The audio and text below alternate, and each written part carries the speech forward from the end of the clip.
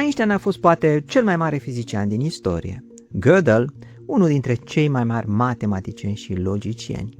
Întâmplarea, sau mai bine zis, istoria, a făcut ca cei doi să fie colegi la același institut american. Urmărește videoul până la capăt pentru a descoperi povestea unei prietenii rare între doi oameni geniali cum nu se poate mai diferiți. Imaginați-vă că mergeți pe o alee îngustă din Princeton, Statele Unite, undeva prin anii 1940. E dimineață de vreme. Pe trotuar se plimbă doi bărbați care vorbesc în germană, complet absorbiți de o conversație pe care aproape nimeni altcineva din lume nu ar putea să o înțeleagă. Unul este Albert Einstein, un bătrânel cu părul vâlvoi pe care știe aproape întreg globul pământesc. Celălalt este matematicianul Kurt Gödel. Este încă tânăr, mai slab, mai rigid, parcă mereu tensionat și aproape complet necunoscut publicului larg. Și totuși, Einstein îi va spune mai târziu unui coleg că unul dintre marile motive pentru care mai merge încă la institut este privilegiul de a merge acasă împreună cu Kurt Gödel. În anii 1940, Institutul de Studii Avansate din Princeton a ajunsese un refugiu pentru minți europene împinse peste ocean de fascism, nazism și război. Einstein ajunsese acolo în 1933, fugind din Germania lui Hitler. Gödel avea să ajungă acolo definitiv în America în 1940, după anexarea Austriei de către aceeași Germanie nazistă.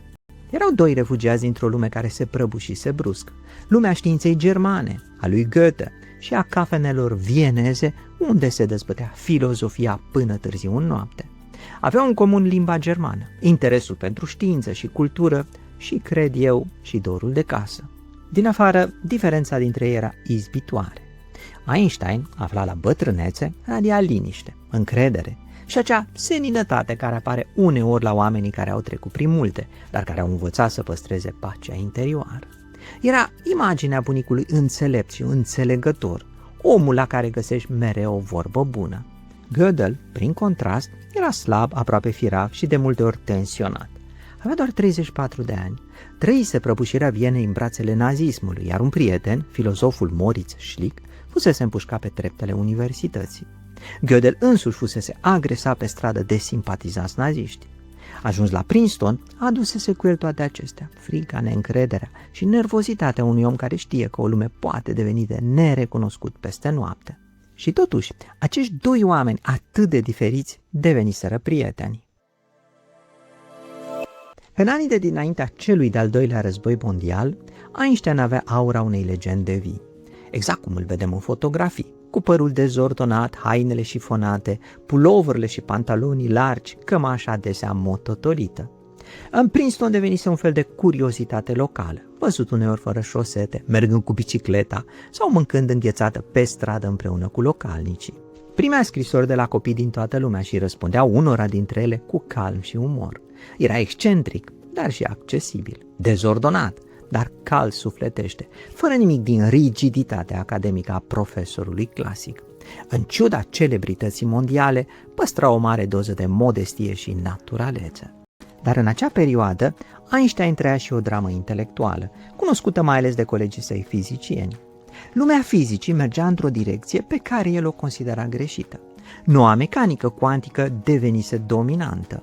Fizicieni precum Niels Bohr, Werner Heisenberg și Wolfgang Pauli acceptaseră ideea că la nivel fundamental universul este probabilistic. Einstein nu putea accepta asta. Celebra sa frază, Dumnezeu nu joacă zaruri, nu era doar o replică retorică. Pentru el, universul trebuie să fie profund rațional și determinist. La Institutul de Studii Avansate din Princeton, Einstein lucra obsesiv la ceea ce el numea teoria câmpului unificat. Încerca să unifice gravitația și electromagnetismul într-un singur cadru matematic elegant. Printre direcțiile pe care le-a explorat s-au aflat și idei de tip Kaluza-Klein, unde spațiul are dimensiuni suplimentare compacte, invizibile pentru noi, iar electromagnetismul apare natural din geometria acestor dimensiuni ascunse. O idee extraordinară, dar foarte diferită de direcția în care mergea noua fizică a particulelor elementare. Problema era că lumea mergea înainte fără el. Fizica particulelor și mecanica cuantică produceau rezultate experimentale spectaculoase, iar Einstein părea tot mai izolat. Mulți tineri fizicieni îl respectau enorm, dar considerau că marele geniu al relativității se încăpățânează să lupte împotriva cursului istoriei. Kurt Gödel, pe de altă parte, era o legendă în matematică. La începutul secolului trecut, domina printre matematicieni visul de a construi un sistem axiomatic complet și consistent, care să cuprindă întreaga matematică. David Hilbert era unul dintre marii susținători ai acestei idei. Dar în 1931, la doar 25 de ani, Gödel a zguduit lumea matematicii prin teoremele incompletitudinii. A demonstrat că în orice sistem formal suficient de complet și consistent pentru a descrie aritmetica numerelor naturale, vor exista întotdeauna afirmații adevărate care nu pot fi demonstrate în interiorul acelui sistem. Cu alte cuvinte, există adevăruri pe care matematica nu le poate atinge din interiorul ei. E ca și cum ai demonstra că o limpă nu se poate descrie complet pe sine. Impactul a fost enorm. Se spune că matematicianul John von Neumann, care preda la acea vreme cursul lui David Hilbert, a citit articolul lui Gödel din 1931 și a anulat imediat restul cursului, pentru a preda în schimb descoperirile lui Gödel. Când a ajuns la Princeton, Gödel era deja celebru printre matematicieni, dar foarte retras. Lucra singur, mergea rar la prelegerile colegilor și era consumat adesea de anxietă și obsesii. Aceste frici aveau să devină tot mai severe spre finalul vieții. Poate exista o pereche de genii mai diferită, Einstein și Gödel, un fizician și un matematician. Einstein, un om popular, liniștit și deschis, alături de Kurt Gödel, un om retras și adesea anxios. Și totuși, s-a întâmplat ca cei doi să fie colegi la Princeton și să locuiască relativ aproape unul de celălalt. Puteau merge împreună acasă, se puteau plimba în pauzele de prânz. Ce discutau Einstein și Gödel?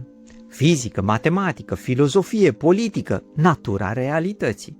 Amândoi erau convinși că lumea există independent de mintea noastră, că este organizată rațional și poate fi înțeleasă. Credeau că adevărul nu este inventat de noi, ci descoperit. Din discuțiile cu Einstein, Gödel a devenit fascinat de frumusețea teoriei relativității generale. A început să studieze ecuațiile câmpului gravitațional și, în 1949, i-a oferit lui Einstein un cadou intelectual neașteptat, un model de univers în care călătoria în trecut este, cel puțin teoretic, posibilă. Folosind chiar ecuațiile lui Einstein, Gödel a descoperit soluții ce conțin în spațiu-timp curbe temporale închise, traiectorii în spațiu-timp care se întorc asupra lor însele. Practic, dacă ai urma anumite drumuri prin acel univers, ai putea ajunge în propriul trecut. Universul lui Gödel era însă foarte ciudat. Între cosmosul se rotea. Pentru că acest univers să rămână stabil, modelul includea și o constantă cosmologică. Rezultatul era unul dintre cele mai bizare modele cosmologice construite vreodată. Gödel nu încerca doar să demonstreze posibilitatea călătoriei înapoi în timp. El voia să atace însă și ideea de timp obiectiv. Credea că trecutul, prezentul și viitorul coexistă și că senzația noastră de curgere a timpului ar putea fi doar o iluzie psihologică. Ideea unui univers rotitor nu a dispărut complet nici astăzi. Unele modele cosmologice moderne discută încă posibilitatea unor rotații globale foarte mici ale universului. Despre un astfel de model, care poartă urmele rotației în mișcarea de rotație a galaxiilor, ce nu mai este simetrică, am vorbit și eu aici pe YouTube. El ar putea fi dovada că trăim într-o gaură neagră. Prietenia dintre Einstein și Gödel nu era însă doar despre ecuații. În 1947, Einstein și economistul Oscar Morgenstern l-au însoțit pe Gödel la examenul de cetățenie americană, îngrijorați de comportamentul său imprevizibil. În timpul pregătirii pentru examen, Gödel spusese că descoperise un defect logic în Constituția Statelor Unite, o posibilă cale prin care democrația ar putea fi transformată legal într-o dictatură. În ziua examenului, cei trei merg împreună la tribunal. La un moment dat, judecătorul afirmă că un regim dictatorial precum cel nazist nu ar putea apărea niciodată în America. Gödel răspunde calm: "Ba da, pot demonstra asta." Einstein și Morgenstern intră imediat în panică.